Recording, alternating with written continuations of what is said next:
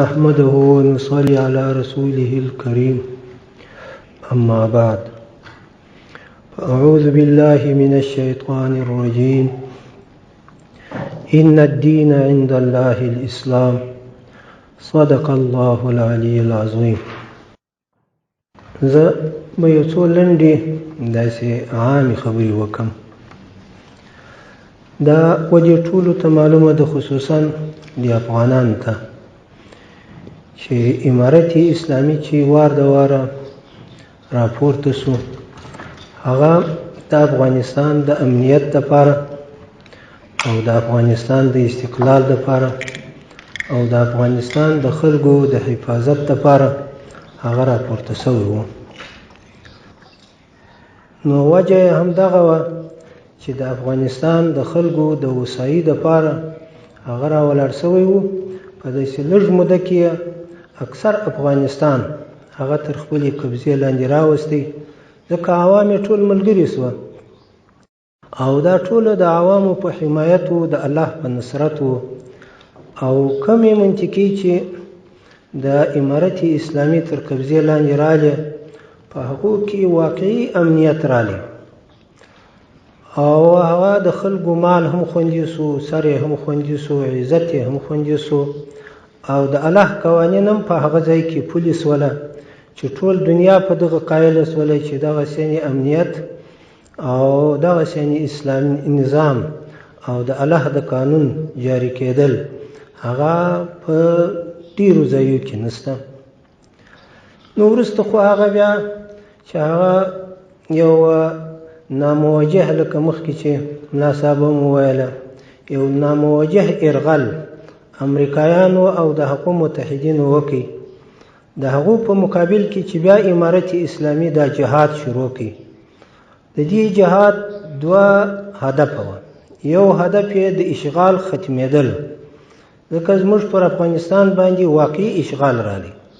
که دا خلک د اشغال مني که نه مني، واقعي اشغال راغلی او ډېر خلک تر دې اشغال لاندې هغه ګرځېدله او د دې اشغال تقویه یې کوله او د دغه اشغال حمایت یې کاوه.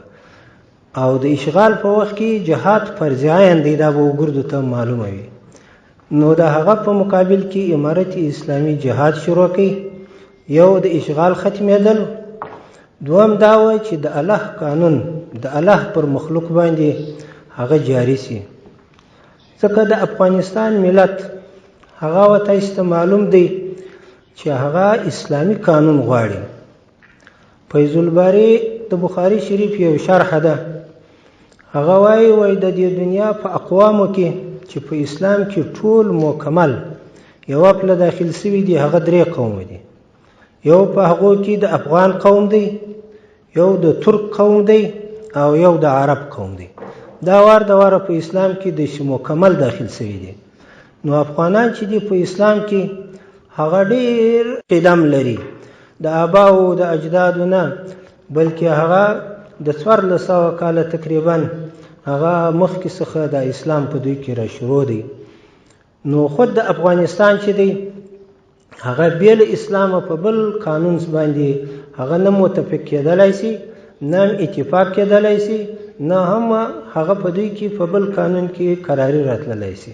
او دویمه خبره دا ده چې افغانان چې دي هغه الله یو داسې قوم پیدا کړی دی چې هغه د هیڅ چا فرموله نسي منلی، نه د یو چا جوړ سوی حکومت منلی سي، نه د یو چا جوړ سوی قانون منلی سي بې له د الله قانونه.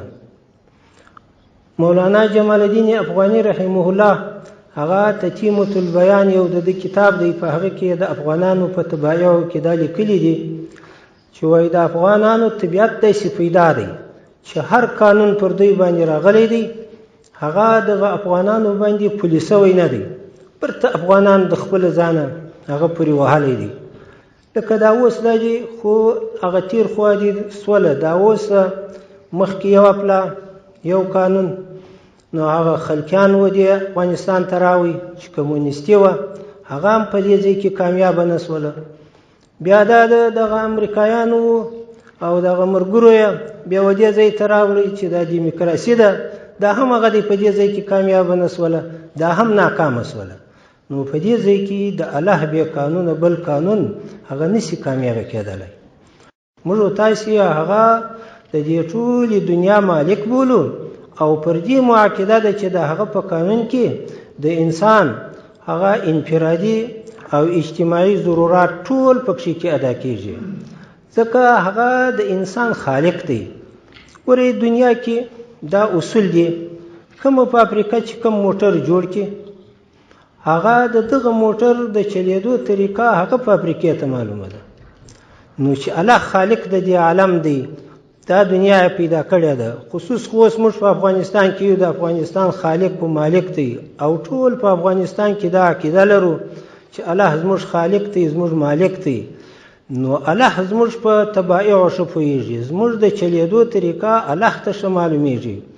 نو که موږ تاسې پر دغه اتفاق سره وکړو چې راسئ د الله قانون په دې منطقه کې پلی کو او د الله قانون په دې ځای کې جاری کو، او که څه مخکې راسه سوي وي پر هغو باندې پښیمانه سو، نو بیا به داسې وي چې دا زموږ چې هر یو د صلح اواز پورته کوو، د صلح نارې وهو، نو به واقعي صلح راسي. او که نفسي په خوله د صلح اواز پورته کوو او د صلح نارې وهو، نو بیا صلح په نفسي خوله سره راتللی نشي، هغه و عمل ته ضرورت لري چې هغه به موږ به عمل هم داسې کوو لکه د قول سره چې موافق عمل وي. نو دلته لاړ شه دی، دا د افغانان ناست دي، مشران هم ناست دي، نو وایي چې خپل پر دې افغانستان باندې زړه وسوځو. بس د افغانستان ډېر ستړی سو، ډېر وکړېدی او هغه ډېر تکلیفونه پر تیر سوله، ټول در دې خپل خواهشاتو تیر سو، خپل تر قدرتو تیر سو، خپل تر هغه پیسو تیر سو. نو ګرده د دې افغانانو غم وخورو او دغه د افغان و ملت ته وګورو، د دوی و دې خواریو لوږې ته وګورو. نو ګرده د الله پر قانون باندې سره متفق سو، د الله هغه قانون چې سلف صالحینو هغه و موږ ته راوړی دی، هغه کم تفسیر چې د رسول الله صلی الله علیه وسلم او د صحابه څخه او د وروسته هغه سلف څخه هغه و موږ ته راغلی دی، وایي چې په هغه تفسیر سره اسلام موږ خپل پر ځانو جاری کو او په دې ملت کې جاری کو، د دغه اسلام دپاره هغه کوشش وکړو او ټول سره یو موټ سو، ټول سره یو سو، دا به نو واقعي سوله په افغانستان کې راولي او افغانستان به وساسي. او که دغسې نه افغانستان یو وخت هم نشي وسا کېدلی، ځکه چې نو بعضې به داسې وي چې هغه به نو د نورو قوانین راوړي او هغه د افغانستان عام مسلمانان به جهاد ورسره کوي. نو دا جهاد به باره تر هغه وخته پورې شروع، تر هغه وخته پورې به شروع وي. نو زه نوره خبره نه اوږدومه، وایي چې موږ تاسې نو هم ګرده د خدای دپاره په دې کې خبره وکړو او الله حاضر و ناظر وګرځوو او دغه افغان د افغانستان چې دی دا مظلوم ملت ته وګورو. بلا بس ته ستړی سو، وټکېدی، تکلیفونه پر تیر سوله، نو کوشش په دغه کې وکړو چې دا د دې تکلیفو څخه وباسو. او داسې نه چې دا فلان حزب دی، دا فلان حزب دی، دا فلاني پارټۍ ده، دا فلاني پارټۍ ده، دا فلاني قوم دی، دا فلاني قوم دی، دا هغسې دی، دا هغسې نه دی. او بل دې ته وګورو چې دغه افغانستان یو غیرتمند ملک تر اوسه پورې راغلی و، څه ناخوالي و، څه بدي چې هغه وي هغه اوس په دې افغانستان کې پیر سوی، دومره رنګ بدی مزین جوړ کړ. حکومت کې څه حالات دي، په د سیاسونو کې څه حالات دي، په دې خلکو کې څه حالات دي.